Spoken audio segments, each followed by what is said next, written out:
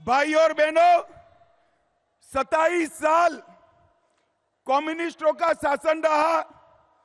ममता जी तीसरी टर्म के लिए जीती। लाल भाई और एक तृणमूल कांग्रेस मिलकर बंगाल को बर्बाद कर दी।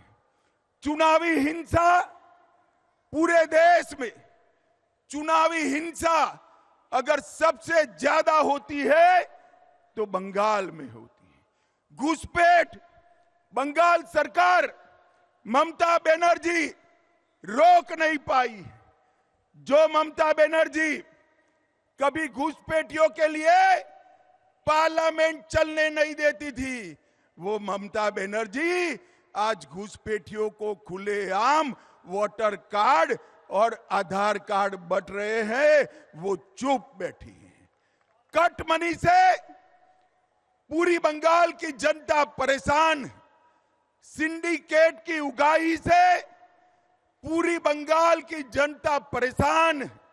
और जिस बंगाल में कभी सुबह सुबह रविंद्र संगीत सुनाई पड़ता था, वो बंगाल आज बम धमाकों से गूंज रहा है। मित्रों, बम धमाकों से गूंज रहा है। पूरे देश में गरीबी कम हो रही है, मगर बंगाल में गरीबी कम होने का नाम नहीं देती। भ्रष्टाचार चरम सीमा पर है। मैं बाद में बात करूंगा, मगर मैं आपको बताने आया हूं भाइयों, मैं गुजरात से आता हूं। मेरे जीवन में किसी नेता के घर से इतनी सारी नोटों की गड्डियां किसी ने अपने जीवन में नहीं देखी होगी। मित्रों, जो बंगाल साहित्य, विज्ञान, कला, आजादी का आंदोलन, आध्यात्म, उद्योग और कृषि में पूरे देश का नेतृत्व करता था, वो बंगाल आज सबसे पिछड़ा बनाने का काम दीदी ने किया है। दीदी ने बंगाल को बर्बाद कर रख दिया है। मैं आज बंगाल की जनता को कहने आया हूं, एक बार पूरे देश का विकास देखिए। मोदी जी ने 60 करोड़ गरीबों के जीवन में बहुत बड़ा परिवर्तन लाया है। उनको घर दिया, शौचालय दिया, गैस दिया, पीने का पानी दिया, मुफ्त में अनाज दिया, साथ में शौचालय के साथ साथ 5 लाख तक की स्वास्थ्य की सारी सुविधाएं दी।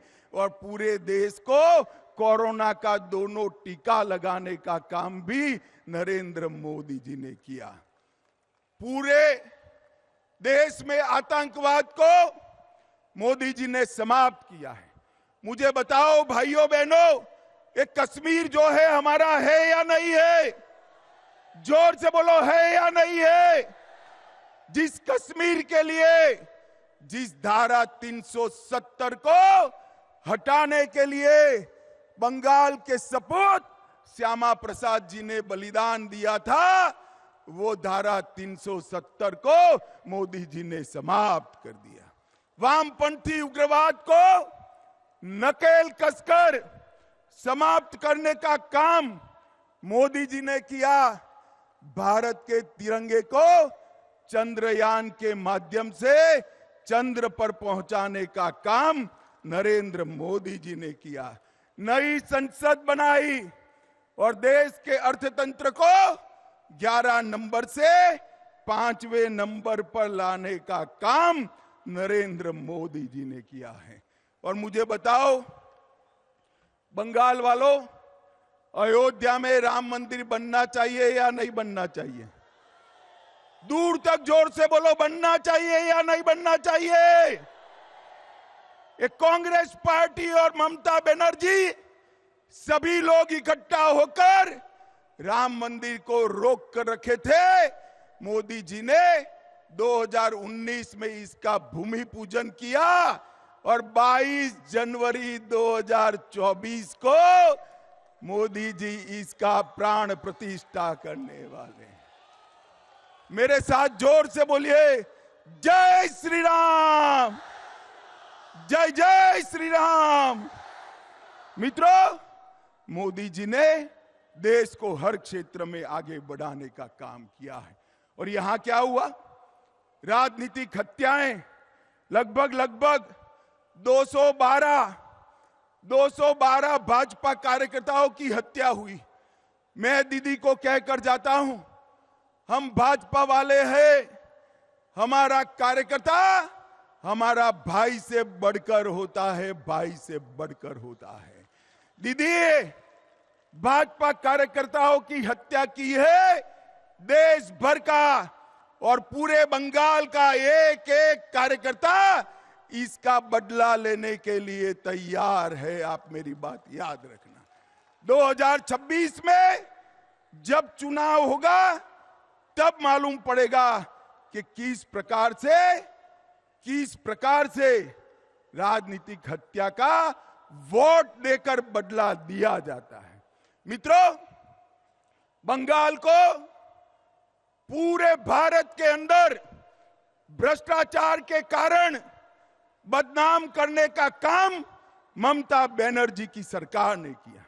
ज्योतिप्रिय मलिक, अनुव्रत मंडल, पार्थ चैटर्जी, चाहे गाय तस्करी हो, चाहे कोयला तस्करी हो, चाहे भर्ती घोटाला हो, अरबों खरबों रुपया बंगाल की जनता का इन्होंने खाया है।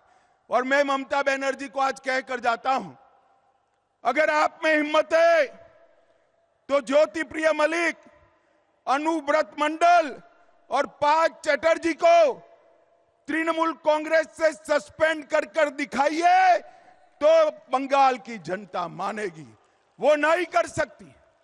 हर रोज दुर्गा का स्तवन कर रही है कि तीन कहीं भतीजे का नाम न बता दे, भतीजे का नाम न बता दे। जो खुद मिले हुए हैं वो बंगाल को भ्रष्टाचार से मुक्त नहीं कर सकते हैं। मित्रों, इतने सारे भ्रष्टाचार हुए हैं कि संसद की पवित्रता को भी तृणमूल कांग्रेस के सांसदों ने समाप्त कर दिया। भेंटे लेकर, सौगादे लेकर सवाल पूछने वाले सांसद और वो पार्टी बंगाल और भारत का भला कर सकती है क्या? जोर से बोलिए, कर सकती है क्या? भाई और बहनों, अवैध घुसपैठ चरम सीमा पर।